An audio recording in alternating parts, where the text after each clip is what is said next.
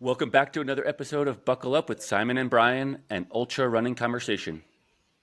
How are you doing, Simon? I'm really good. This is the last few days of training for me. I had two really productive training block.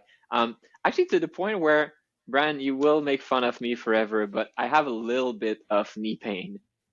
And I'm not What? worried. Yeah, I know. It's not Do we need concerning to? pain, We're but going into I the new year. Do I need to ask you about your knees now? I you know, we're runners. We ask each other how our knees are. That's what normal people do in the running community. But Brian, now that we know that my knees are hurting a little bit, not injured, but hurting. How about yourself? How are your knees? How's your body doing? My body's bouncing back. My knees are doing fine. They've always been fine, but the recurring thing with me has been this Achilles tendonitis. I did get a final diagnosis of a Haglund's deformity with Achilles tendonitis and bursitis. I just got just a couple days ago. I got my bursitis treated with a cortisone shot. The doc was pretty impressed on my pain tolerance level, not from the cortisone shot, but from the amount of bursitis that was in clouding the MRI and the scan that they had on the computer. So I guess I impressed the doctor, but so it's hopeful it's on the up and up. I think we're treating one at a time. I will have to do obviously some PT and work on the tendonitis and potentially, which looks like maybe next year this time, if I still have continued issues with it, um, I would get the Haglund's deformity shaved off or scraped down back to a normal, not deformity. So is that like a local surgery kind of procedure? I think so. The big question I had to the doc was not so much about local, but I didn't know if they had to remove or disconnect the Achilles and then reattach it, and it doesn't. Mm, That's not the part of the thing. I That would put me out for a really long time. yeah. This particular scraping down and removing of the Haglund's deformity would be about an 8 week recovery. I think, and it was four of them non-weight bearing. So fairly significant enough that non-weight bearing's kind of not my deal, but we'll see what happens. So I'm hopeful. Yeah, I But mean, I'm wishing you the best. And as much as we joke about how are your knees, the reality is that a lot of people will have injuries running, and it's unfortunate. There's things that can be done to prevent it, but it will still happen, and you need to work through that. And so hopefully you're coming into the next year, you have time to do your PT to get better, be injury free, be pain free, and just keep going. That's the goal, right? Like the meme that we always have, which is, do you feel any pain? And then the guy says, oh, just the normal amount of pain. And then your PT says, well, the normal amount is zero. It's like, oh, is it though? So, well then, well, then let's readjust my answer. But yeah, hopefully you get better very soon. And I'm excited about the next year. I think we both have pretty exciting plans. And my first plan actually is to run across the year in about a week from now, which is coming up very, very fast. I'm about to taper now. And we're going to see someone there. We're going to see Remo, who's going to also be running the 100 miles. I guess we'll be racing. But we had a great chat with him a few mm, weeks ago about his latest race, which was Road 66. that's right. It was a few weeks ago. We recorded with Remo. I do need to let you know that we saw Remo, but you guys won't. It's the last one of the series where I messed up the recording. We got the audio track, and it sounds great, and I'm already producing it behind the scenes. But I missed all the video. We had a couple others with the Doozer and with Wayne, the Ranger, and this is the last one. We recorded three in a row without any video. But I fixed it. We're moving on. We had one with Emily where it was all video. So thanks for sticking it out with us, guys. Got it fixed and look for more video content. So we'll do this intro with video, but the show will just have to be a thumbnail. We talked about Remo's history in running, which he's fairly new to the sport. It started later in life. Yeah, all of it's in the episode. But he also talks about some challenges with mental health and his desire to help the community with their mental health and trying to get some fundraisers and some programs available for resources available for those that are struggling. Yeah, I think it's a really good messaging. And one caveat that we can say, and that's why we also mentioned about when the episode was recorded, we decided to hold on to this one a little bit because it's the holiday period now, and of course, I'm wishing everyone happy holiday. But the reality, and I think both Brian and I can relate to this, is that the holiday period, and I feel a lot of people can relate to that. The holiday period is supposed to be merry, is supposed to be cheery, you're supposed to be happy with your family. But that makes it for a pretty harsh contrast when you don't have these things in your life, when you're alone. I think the holiday period can be a very devastating time. Myself, when I was abroad, when I was studying, didn't know anyone, didn't speak the language, far away from my family. That was really hard. And sometimes you can feel very, very alone, and that's really tough for the mental health. And that's a message that I think is pretty important and would resonate with some people too. Yeah, again, it was a great conversation. I think it's a worthy cause. If you are struggling, we ask you to reach out to family and friends first and foremost. But if you don't feel comfortable doing that, there are resources nationwide. The 988 Lifeline is a great resource nationwide if you need to reach out. So we encourage you to talk to someone. Yeah, talking is really one of the key message, and I think part of the discussion that we had with Remo about these things is it's sometimes there's a barrier just to seek help, and we want what's best for everyone, and it's difficult to help if you don't make that step. And the reality is that even when we feel alone, even when we feel there's desperation, um, people want to support you, and you just need to reach out to receive that help. I know I make it sound like, oh, it's so easy. It's not easy. It's really difficult, and that's why there is a fundraiser that Remo was talking about in this conversation. A very interesting project that he had to postpone to potentially next year, but something pretty hardcore. Yeah, it's a great episode. Thanks for tuning in. Without further ado, here's Remo Spagnol. Enjoy.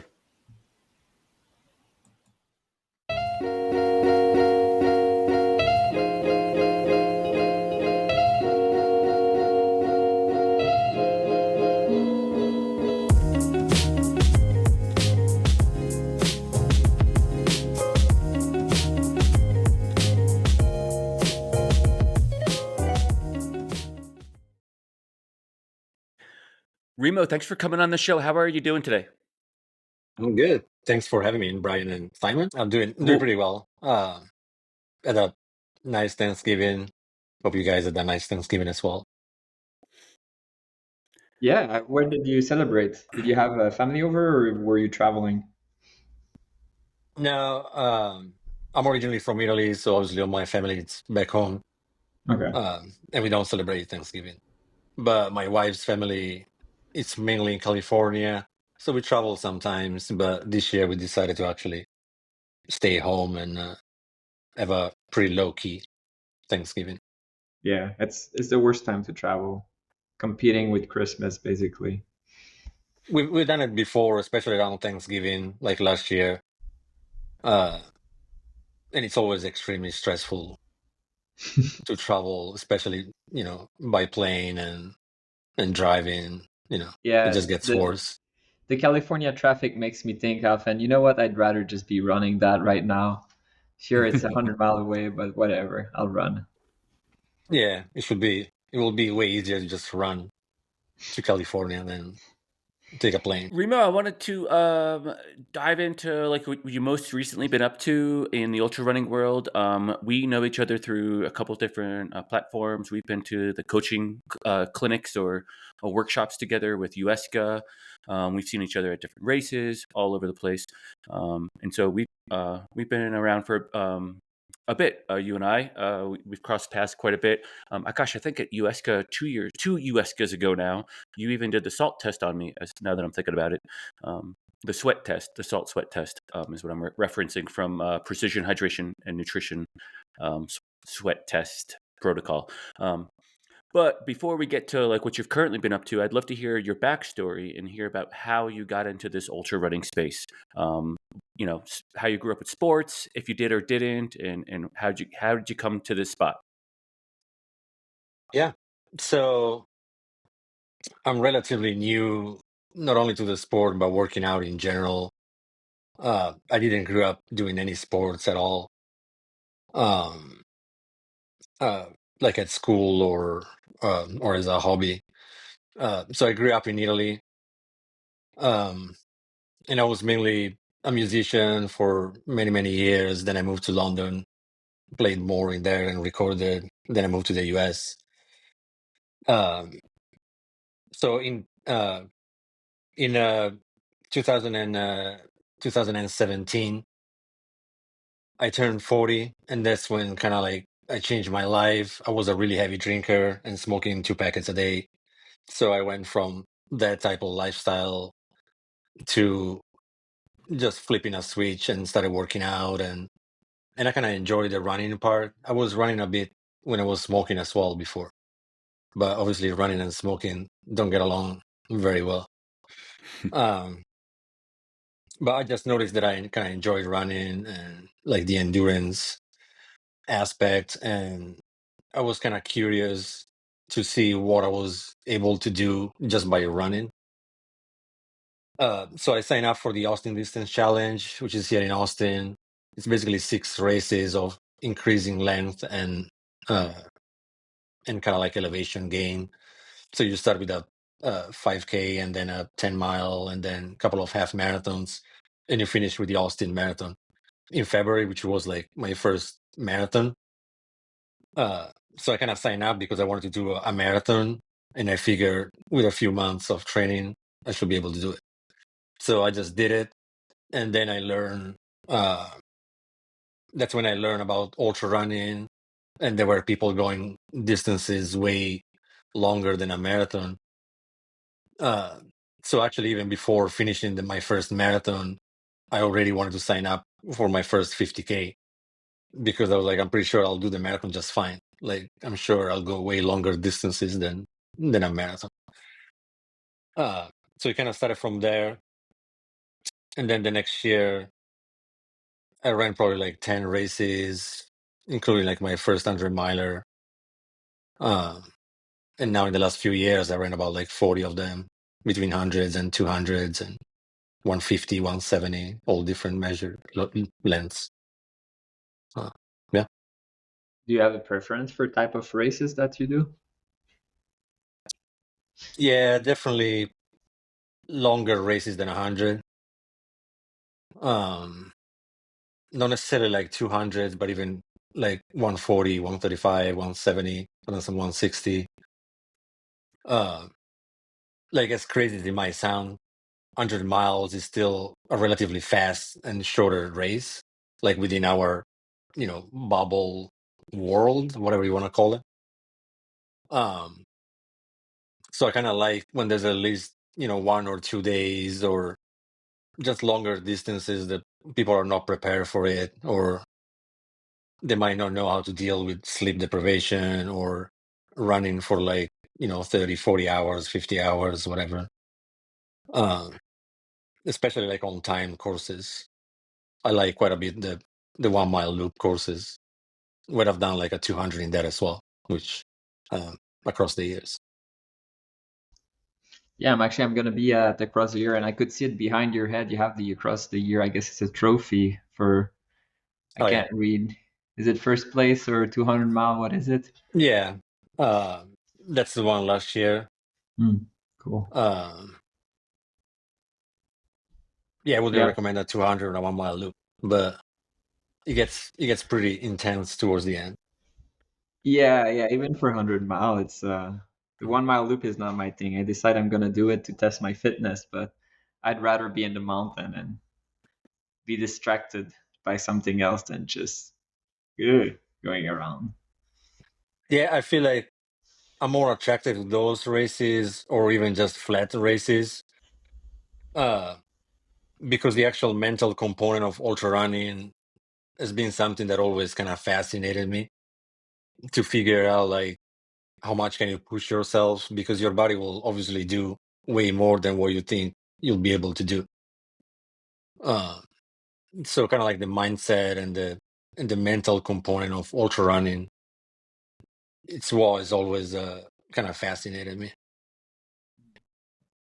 So especially on these 1 mile loops, it kind of gets pretty much all about the mindset.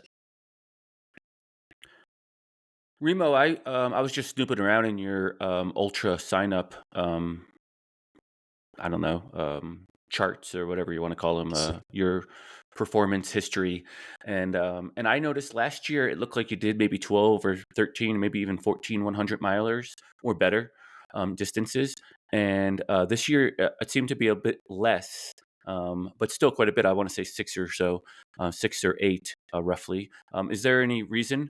Um, is there any reason that you have slowed down slightly? I mean, six is still a tremendous amount, but coming from 12 or 14 last year, it seems like you've tapered off a little bit this year. Did you have more of a focus on some races this year as opposed to last year? Yeah, it was a mix. So I ran Rocky Raccoon in February, uh, which I think this year was the lowest finishing rate ever for Rocky Mhm. Raccoon, because the whole park was literally flooded with mud, like 10 inches of mud or something. Uh, and that the course is covered in rocks and roots, Mhm. so it was basically impossible to run. And I have some lower back issues, so my hips got a bit like beaten up quite a bit from running on that mud, for like 28 hours or whatever it took me to finish. So I took some time off to kind of like rehab a bit my lower back and see a specialist and kind of work on long term figuring out what I needed to do. So that slowed me down a bit, uh, on my usual kind of like schedule of once a month or every 3 weeks or something like that. And then I was working on a bigger project in Death Valley during the summer to do a double crossing of the park, which was around like 350 miles or something. That has never been done before. So I was kind of talking with Ray Zahab and Marshall Ulrich, and they were kind of guiding me on how to do it uh, and like kind of gave me the idea to do the double crossing in the summer, since I love the heat and obviously I love Death Valley in the middle of the summer. Um, but then I had like some issues during my recon of the course. Um, and then my dad passed away, so I had to go like back and forth to Italy this summer. So I had to just like cancel the whole project, which I was preparing for months. So I couldn't race any other 100 miler before that. I wanted to make sure that I was like in top, shape to tackle that, pretty big project. Uh, so obviously I didn't run as much 100 milers or races in general uh, until I canceled the project, and then I got back to kind of like my usual monthly or so. Yeah, I'm Wow, I'm sorry to sorry hear about about your father. your. Yeah. Yeah. Yeah, thanks. So are you planning to attempt it next year? Because I remember your project. It was Mhm. quite ambitious. So I'm sure there's a lot of research and you're a little obsessed about it. Yeah, I'm doing more research, but it'll probably be something slightly different. Um, it'll probably still be in the summer in Death Valley, but it might be either a solo 146, which is the original route from lowest to highest point in the continental US, uh, which involves going up Mount Whitney. So I'm doing a lot of research on Mount Whitney and understanding the permits and the different routes and all of that. So it might be a shorter project, but still, uh, for sure, something in Death Valley in the summer. Because it was also connected to kind of raising awareness for men in the ultra running community that are dealing with mental health issues. So there's also like a big project that eventually will be on my website, but it's taking a bit longer to figure out the logistics. Uh, just because there's a lot of basically rules and licensing issues with different states. Uh, So I'm working with different providers that are also ultra runners, but also psychologists or licensed therapists or counselors. And they'll basically offer free sessions or free therapy sessions mainly for men, because that will be like my main focus uh, for this project. So it's just taking a while, but a lot of people are excited about this. I was talking with Rob Cryer as well at the running event, uh, which I've been following for a long time because he's been pretty open about depression and mental health. Um, and there's a lot of other ultra runners that I usually uh, kind of chat with, like Katra and other pretty well known ultra runners that are open about their mental health. So yeah. Yeah, I mean, it's definitely a good cause. You probably don't know, but my wife is a therapist, although for children, so a little bit different. But I think that there is, not just in ultra running, but in general, there is a bit of a stigma about mental health, especially for guys, because you have to be strong, you have to be manly, you cannot be weak, and because of that, there's less openness to talk about it. So I think that's a really good cause to have people talk. And we're during the holiday period. The holiday period is not necessarily the funnest period also for some people. If you don't have a family or close one, it's a pretty lonely time, so people should reach out. And really, it's a great project. I didn't know it was connected to that. I should have read the post instead of just looking at the pictures, but yeah, I think that's a really good cause.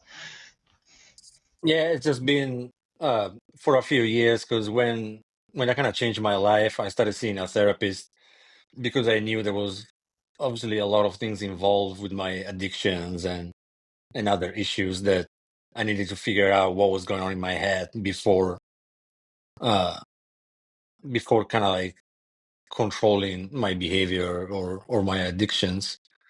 Um so I was lucky enough that I reached out to someone and started talking about it.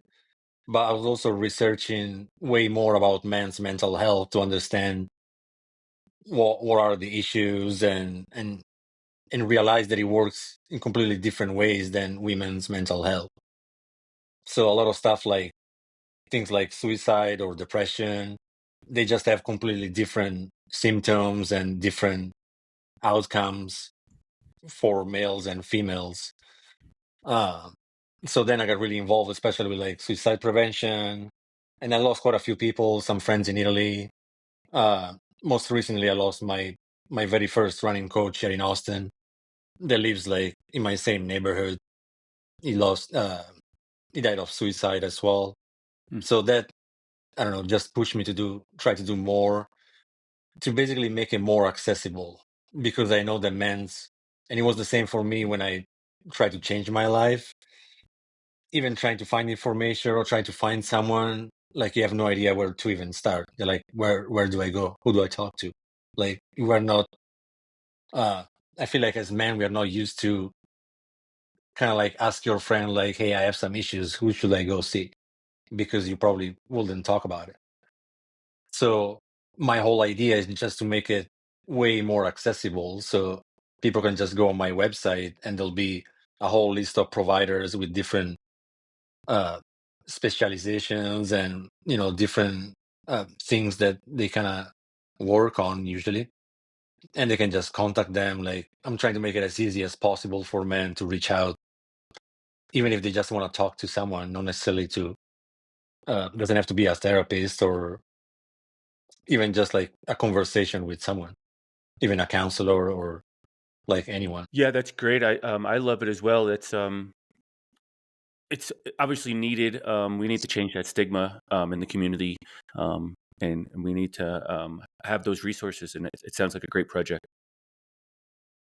Thanks. Remo, you mentioned your start in sport was right around 40 years of age, or when you turned 40. Was there anything significant, like were you having health related issues, or other than just needing to change? Was there anything else that prompted the change in your lifestyle? No, it was just um like, as you might know, usually people with addictions, they might try multiple times to kind of like Hmm. get better, and kind of like get sober or whatever issue like they're tackling that might be addicting to them. So obviously I try multiple times to kind of stop smoking and drinking and just be better. And then my son was born, and then I just decided that I needed to make like a pretty radical change and just do it, and then like don't look back, kind of like flip a switch or whatever, and make sure that that was the last time that I was throwing away my cigarettes and my beers and whatever. So I joined a gym because I saw that it was nearby, and it was the strength and conditioning gym that they were opening. I was kind of looking at the website, and they were basically training regular folks, but they were also working with the special forces, like MMA fighters, like a lot of people. I was like, this is the place that I have to go. So they'll put me in shape, but I'll make sure that I come here all the time. So I won't be tempted to kind of like go back to my old habits. So I wanted to find something that that just being like a different lifestyle than what I had before. If you just change these habits, but you don't really change your lifestyle, most of the time you just go back to your old days or whatever.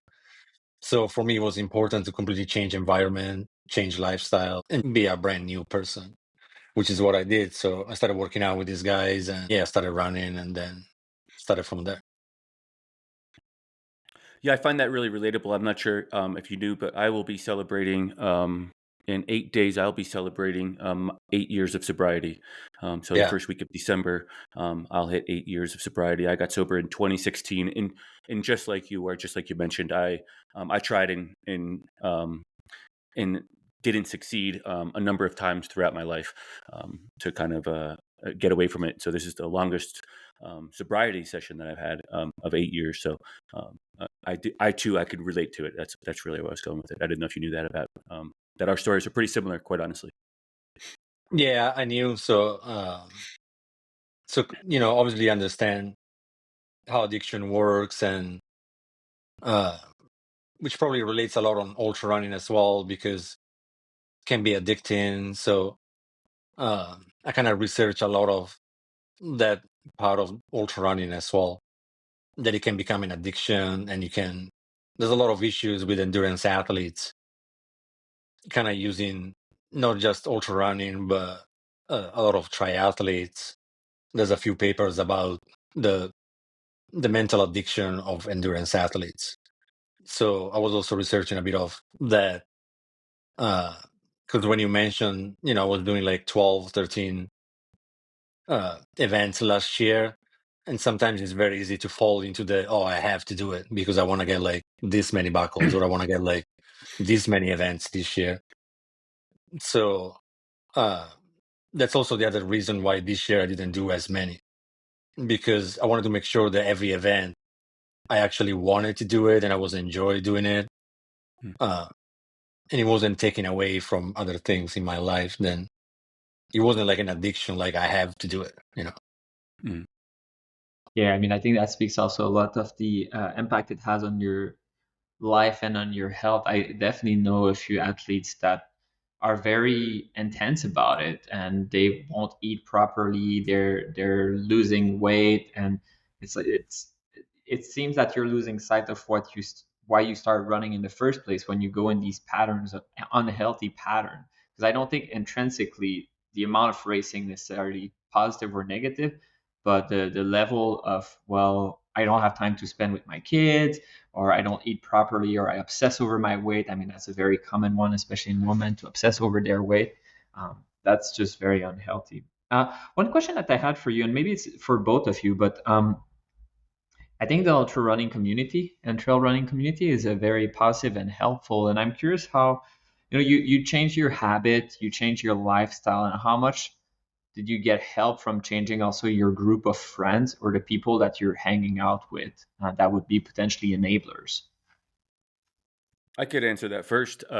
Actually, Remo and I have we have a similar path, but also obviously different as well. And I think some of the differences are that I actually I've been an athlete all my life with addiction, and so I had the community already established. I raced Leadville, my first Leadville in 2010. the 100 and the 50 in 2010.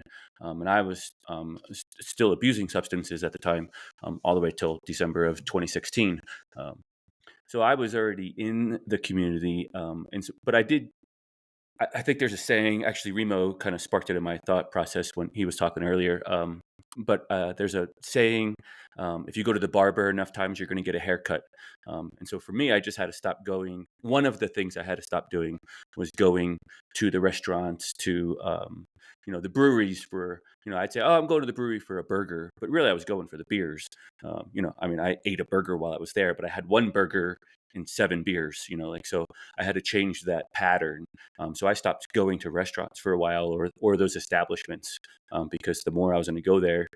So I did change that pattern, but I always have had the running community. I didn't make as drastic of a change as Remo explained that he did. Yeah, I will say that, especially once I started doing longer races, especially like 100 milers, I got to hear a lot of stories. And because sometimes, you're running with someone and you might like be on the same pace or just get to know whoever is running like with you.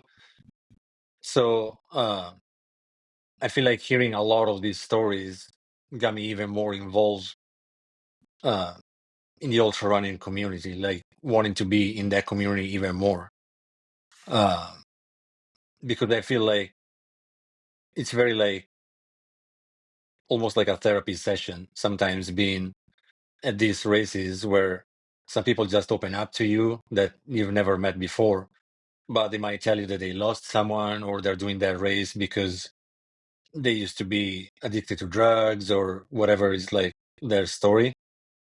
Uh, so it's pretty cool to be in a community where kind of like everyone has their own story and is trying to figure out like, how to get better and how to challenge themselves and how to process some of these thoughts. Yeah, and there's something to be said about opening up to others and talking about your stories that relates back also to your goal or your I don't know if charity is the word, but your cause. I guess that's the word, for mental health in men, where we tend to not open up, and then, well, it's the middle of the night, it's boring, and then you talk and you get very close to people, and I think that can be therapeutic. Instead of bottling up everything inside of you, you share with others, others that have other perspective. I think that, and on top of finding connection in the middle of the night during an ultra, I think also as we push ourselves, we become more vulnerable as well. We let our guard down a little bit more when we're out on the trail at 2:30 a.m. and you leave the aid station and you pair up with somebody like Remo, and Remo and I, leave the aid station together for the next 7 miles, and all of a sudden we're best friends by the next aid station. I think the initial, I think the act of moving forward, or the act of pushing yourselves, also makes us a little more vulnerable. Yeah, and I think there's probably like more empathy, knowing that like somebody's probably, going through the same things that you might be going through, or struggling to kind of like get out of that aid station, or might be somebody that has the same issues that you have, so you kind of relate to it. Uh, so I feel like, especially for men, that's probably why it makes it easier to eventually maybe open up to that person, or in general to another guy.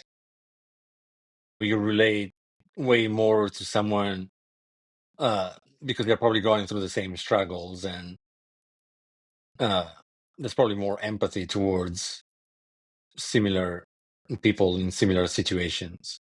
Yeah, yeah, for sure. I think I don't know if it's for everyone, but I feel as guys, there's also contexts where it's okay to be vulnerable, and other contexts that it's not. And I think trail is a context where it's okay. If you go hunting or fishing, that's also a time when you can just talk, because it seems a little bit more private. I know it's weird, but when I go, well, it's been a while though. But when you're fishing, you're on the boat. There's nothing else around you than the person you're with, and it feels the same when you're sharing some miles. I only see the middle of the night because I think it's the same concept. Like I feel a little bit more. It's just us. What is said here is staying here, because Yeah. anyway, you will forget. You're tired right now. I can say anything. And I don't know. I think it's a very positive experience, and it's not just about vulnerability. Sometimes it's just about connecting with people in a positive manner. It's defocused, but yeah, it's the human connection that can be very. Remo, most recently you just ran the Route 66 Ultra. It is, well, why don't you tell us what it is? I was taking a good shot. I think it's 140 miles. I think it's on, well, I'm pretty sure it's on Route 66. But exactly what sections of it is it? And, and I think it's the second annual, but why don't you tell us a little bit more about it? Yeah, so it's 140 miles from Seligman to Topok. I hope my pronunciation of the town is correct. But yeah, it's all on Route 66, and it's the original, I believe it's the last original part of Route 66 uh, that is still in existence, or something like that. And this year was the third edition of this run, and has been created by Marshall and Eder Ulrich. Um, as they basically walked the route before creating the race, raising money for Alzheimer research, because their friend Mark Macy, who's done many eco challenges with Marshall Ulrich and many races around the world, now has Alzheimer's, so they're very close friends, and they're trying to raise money for Alzheimer research. So the previous year they walked the whole route, I believe, by doing a marathon a day to raise money for Alzheimer research, and then they realized they could be a cool race, uh, like it used to be in the 20s, when they used to basically, when they did the Bonion Derby uh, on the Route 66 across the US.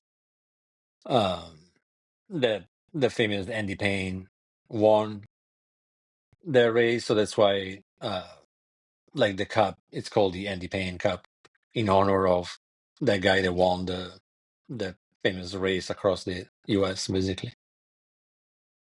And we're talking about for those watching, it's the cup over your left shoulder, up there on Yeah. the big Stanley Cup looking trophy back there. And is that a moving trophy? That was my question pre-recording that I was going to ask. Is that a traveling trophy? Yeah, so they got the idea to basically have the winner of the race keep the cup every year, for the entire year. Your name is on the cup with your finishing time, and then you keep the cup for a year, and then you return it right before the race for the next person that is going to win the cup. So yeah, it basically travels every year, or it stays in my house for 2 years in my case. I was going there. I was going to say, is your name on that cup twice, or do they just put a Yeah. new time on for your name the first time, or how does that work for your name? No, every year there's like the finisher name and the time. So because I won it last year I have my finishing time and my name, and this year the same. So to clarify, that's the overall first place finishers award trophy, and you won it last year and this year. Who won it in the inaugural year? Another guy called Grant. That is a very popular ultra runner. He Joe won it Grant? in the I don't know how to say his last name. Grant Morgan. I don't want to mispronounce his last name. Simon does it all the But time. It's fine.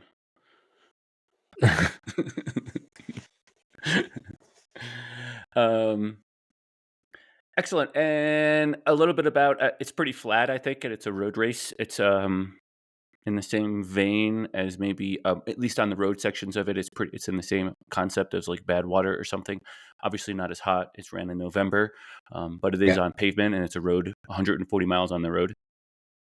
yeah, it's basically a net downhill because you leave from Seligman, which is right outside Flagstaff at about 5,000 feet. And you get to the border with Nevada, which is closer to probably just a few hundred feet. And there's only a climb before you get to Oatman. But yeah, otherwise it's all pavement. You need to have your own crew, which kind of like leapfrog you the same way of Keys 100, Daytona, Badwater, all these races. But this year they started having the Journey Runner option as well, where you can be basically uncrewed, and you'll just have like a drop bags on the three main checkpoints, and then the race stuff as a car. They kind of make sure that you don't go more than 20 miles without water or something. So they'll still like be checking on you, but you can do it basically without a crew. And there's also a relay team option of 3, 4, 5, and 6 people, something like that. So there's you just wanted to create a race because the tagline of the race is it's a race for everyone, because there's a 60-hour cutoff. So you can literally walk the whole 140 miles, and you don't have to be fast, or doesn't necessarily have to be a race to see who finish the fastest. It's just to go through this historic part of the US that was literally forgotten for many years. Yeah, it's a great cause as well. Thinking of Mark Macy and his Alzheimer's challenge, and Marshall Ulrich himself. Those guys are legends in the sport. Look for Marshall on the podcast. Buckle up here. The next couple of weeks, we're excited to have him come on as well. But they are legends, like straight up, like OGs of the ultra running endurance game. I know the Macy's from Leadville. And yeah, all those guys are nothing but legends. That's great company to be in.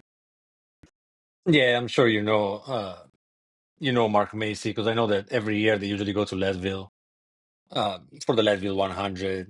Their family members sometimes run it, so I know they're always involved with the Leadville Trail Run in one form or another. There's a really small campground called Sugarloafing Campground that Don Seppi and the Seppi family have owned for a really long time. And I met the Macy's and Marshall Ulrich at separate different times in that campground, camping next to each other. So Leadville's a pretty small town, but that campground's even smaller. But yeah, that's how I know all those guys.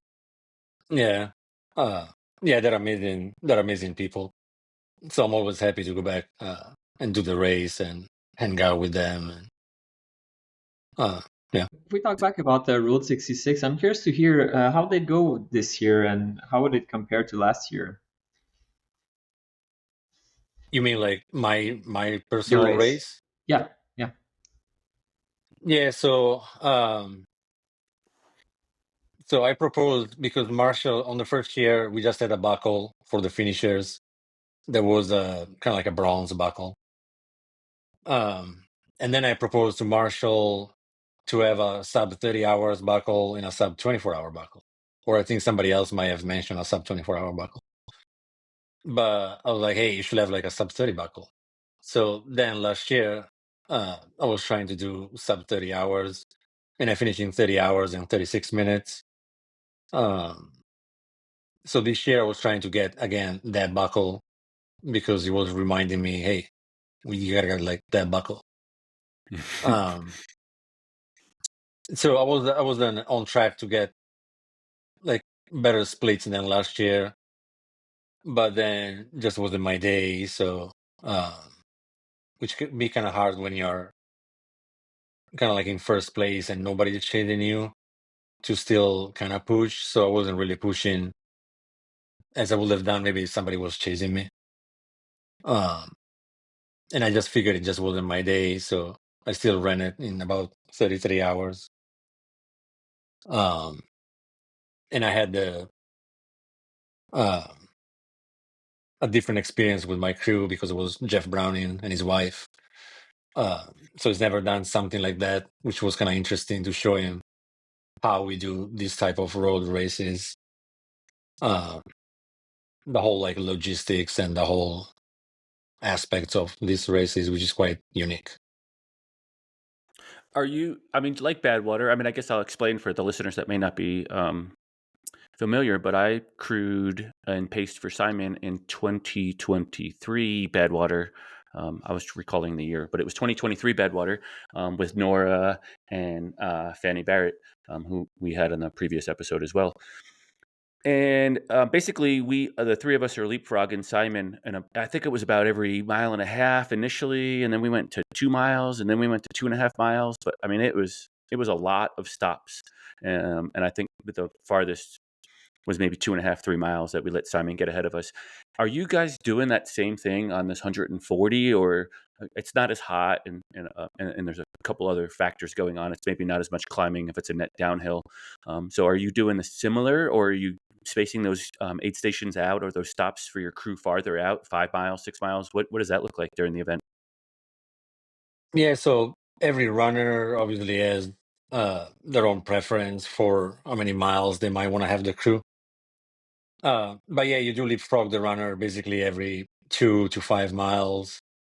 For me, it was around like 4 miles or so, just because with my pacing, it was where I wanted to stop. No, I mean, not stop, but get my hydration and nutrition kind of timed in a specific way. Uh, so to keep it like simple and straightforward. But some people might stop every couple of miles. Some people were stopping every 5 miles. Uh, it's not as strict as a race like Badwater or Keys 100. Although, or yeah, or like Keys 100 where you have like specific stops that you can stop. You can just stop whatever you want. Uh, so yeah, it's definitely like a different strategy based on the weather, obviously. Recalling back to my only experience in crewing and pacing and being a part of something like that again with Simon in 23 at Badwater was that he was able to run pretty light. Like he didn't have to carry the full pack, and I mean there was required gear obviously for Badwater, like lights and vests and all this reflection stuff and all these rules. But otherwise, I mean, he didn't have to carry much gear because we saw him every 2.5 miles. And so I Yeah, would and imagine even that if it you. was not that frequent, the main reason it was every 2 or 3 miles, especially during the day, was because it was so hot and I needed new ice, or the water would just get really hot Mm. in my bottle. Like it not just lukewarm, it would be hot. So you had to refresh. But otherwise, just like with the Ultraspire bottle on your back, you can go easily 5 miles. That's probably what I would have done otherwise. Yeah, it was. Yeah, I mean, when there's a hot race like that, it's usually mainly to keep cool, uh, and to be more efficient. Because I did like my own sort of like couple of training camps before I ran Badwater, and I was on my own, and I did about like 20 miles or something. I had insulated bottles, and obviously I was prepared. I wouldn't recommend doing something solo in that valley in the middle of the summer. Um, but like the heat and the hydration is kind of like my specialty. So, like I knew what I was doing. I wasn't in any danger of doing something stupid, obviously. But, um, like, yeah, you can go like quite a few miles if you want on that route, like self-supported. So did you run when the Brownings are crewing and shuffling every 4 miles down the street? You ran pretty light, essentially. You didn't have to carry too much gear on your back or anything. Yeah, just like my bottle, which I was like Hmm. swapping, and that was it. Yeah. Remo, you mentioned that I guess a lot of us haven't won races in the past, but you mentioned that it's challenging to be at the front when there's no one pushing you, and to continue to push yourself when you're at the front. Did you have competition in 2023 when you finished in just over 30 hours, or was that similar, just a different event, just a different experience? Yeah, it was just a different experience. There was nobody pushing me in that race, uh, only at the beginning. But on the first year, I finished second, uh, just by few minutes because there was a younger guy behind me that chased me literally the entire race. So I always had somebody that I could actually see when I was like turning around. So when I check the splits, like for example on the climb to Otman, which is a mile 110, that climb is still like my fastest because somebody was chasing me. So I was just climbing way faster. So it just makes a difference. Like from talking with Jeff as well, which obviously has way more experience in being in a competitive environment. But he talked a lot about that as well, about having somebody push you. You'll push way harder than if there's nobody behind you and you're kind of like guarantee your spot. You don't have as many incentives to really push and see how far you can push. I don't know though. I think Jeff's still able to push himself when there's no one back there. I saw him. I saw him win. Well, I saw him pass me in the opposite direction at Bighorn, and he was flying, and there was no one behind him. Yeah, like, but it happened before in some races where he told me that Sure. nobody was really behind, so he kind of drop a bit the pace, knowing that he will win anyway. Versus like when he might be challenged, for example, like a cold water rumble or some more recent races like Cocodona 250, where he had to kind of like push to be ahead of everyone else. Yeah, and I feel that sometimes it's a gamble. It's smart to not push yourself too hard if there's no one right behind you, because there's always a risk that you would blow up. So it's also about Yeah. race management. If you can win with whatever 28 hours, then do 28 hours. Don't do 27 unless you're chasing a record or something like that. But yeah, I not that it applies to me, but I guess it applies to good runners. I mean, it can still be, for you if you're chasing sub 24 or other specific goals, or maybe like an age group or an age position, not necessarily like a win, but I'm in the you wrong might. age group to like chase an age group. Basically, I need to beat Jim if I want to win my age group. So I might as well win the race. I tell you what, Simon, I I just see what aged you up mean. to 50 this year, to the 50-year-old age group, and yeah, I'm Oh, not you're winning gonna my be on age group. that podium then at Leadville, No, right? I am not, no, man. I think every age group's pretty stacked in this day and age. I'm just like a mid-pack runner these days. That's about it. Oh That's all I boy. got. That's all I got. Remo, so you got the cup behind you. You got your name on it twice. There's only 3 names on it total. Yours are twice on there. You got to bring it back next year. Are you just going to bring it back and drop it off and say peace out? Or are you going to run it again? What's the deal? What does it look like for next year? I don't have any specific plans yet for next year. As a lot of ultra runners know, there's a lot of lotteries happening now, so it just depends. I don't have like a schedule yet, and I tend to kind of jump on races last minute usually. I might only plan like the bigger races that I might try to get in, or the lotteries, or something that I really want to do. Then I'll kind of like register and plan around those maybe few races that I want to do. Which next year might be a lot of mountain races, so I'm trying to go back to Wasatch and Leadville and Moab. Um, some pretty cool mountain races. Yeah. Nice. Yeah, we'll hopefully see you at Leadville. I think we're both planning to at least apply for it. I mean, Brian is almost royalty now, so you have to get it.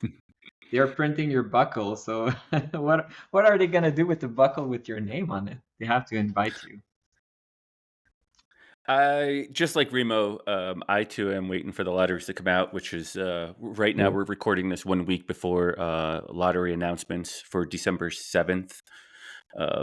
For the 2 big ones, or for 2 of them, maybe they are pretty big. But for Western states and for Hard Rock, lotteries will come out in a week from today. And then the lotteries start trickling after that. You got Badwater, maybe not a lottery, but more of an application process. You got Isn't Leadville's a Badwater like lottery. February or something? I feel it's late. Yeah, it's February later than the other February second ones. is February 2nd is the announcement for Badwater. Yeah, January, I don't know what it is. January 9th, January 15th for Leadville will come out roughly early yeah. mid to January for Leadville. And there's probably others I'm not that aren't on my radar, but those are the ones that I'm uh, personally into. Cool. Remo, I think we saw your award back there for maybe it was the 100 or the 200. Was it 200 last year at across the years? Yeah, I've done multiple events across the years. I kind of like to go back every year because it's almost like a family reunion, and a lot of these time races, you tend to see like similar people. They like to go to these races, um, especially uh, like people that are a bit older, in their 60s and 70s. So it's always pretty cool to see these 70-plus-year-old runners still get their buckles by just like walking nonstop on those loops. And so yeah, I usually go back every year. That was last year, the 200. I've done the 48-hour, the 100-miler, a couple of 100-milers actually one year. And I saw that your ultra signup says that you're in it for this year for the 100 mile. Is that Oh, still current or competing. active or whatever that is? Still, is that Yeah, still good? yeah, because I'm doing a Brazos band next Saturday to pace one of my athletes.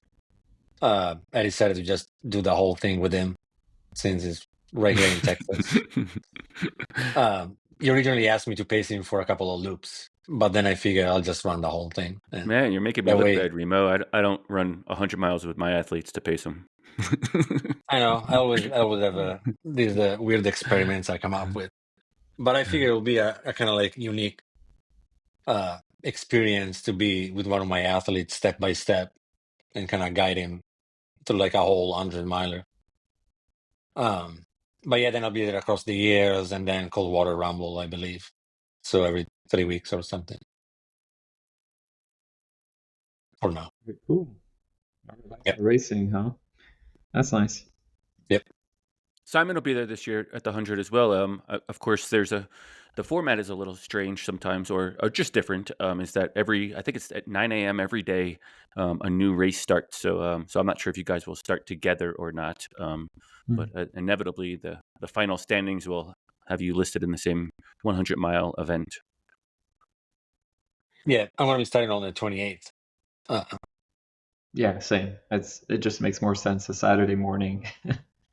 I wish my life was That- not like that, but that's easy.